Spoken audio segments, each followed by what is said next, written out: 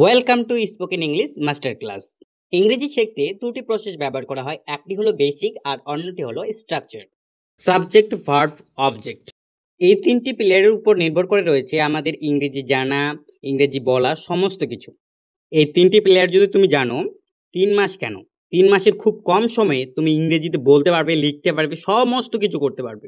আমাদের জানতে হবে সাবজেক্ট হিসেবে আমি, তুমি, নাম ছাড়া আর কি কি আমরা ইউজ করতে পারি সেখানে, এবং তাদের অর্থ কি হয়, ভার্বের জায়গায় কি কি বসে এবং তার অর্থ কেমন হয়, অবজেক্ট হিসেবে আমরা কি কি ব্যবহার করতে পারি এবং তার অর্থ কেমন দাঁড়ায়। আজকে আমরা আলোচনা করব ভার্বের জায়গায় আমরা কি কি ব্যবহার করতে পারি।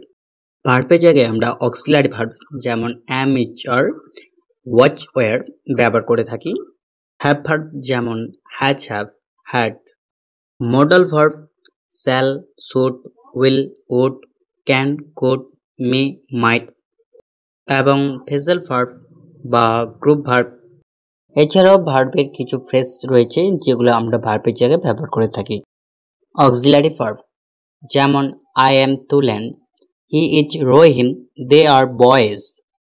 I was a doctor, they were boys।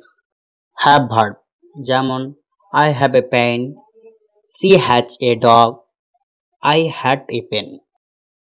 Modal verb যেমন I shall go there, I should go there, I will go there, I would go there, I can go there, I could go there, I may go there, I might go there। Main verb যেমন I go, I went, I gone।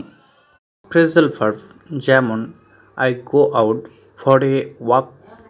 ভার্বের কিছু phrases যেমন is being, was being, have been, had been.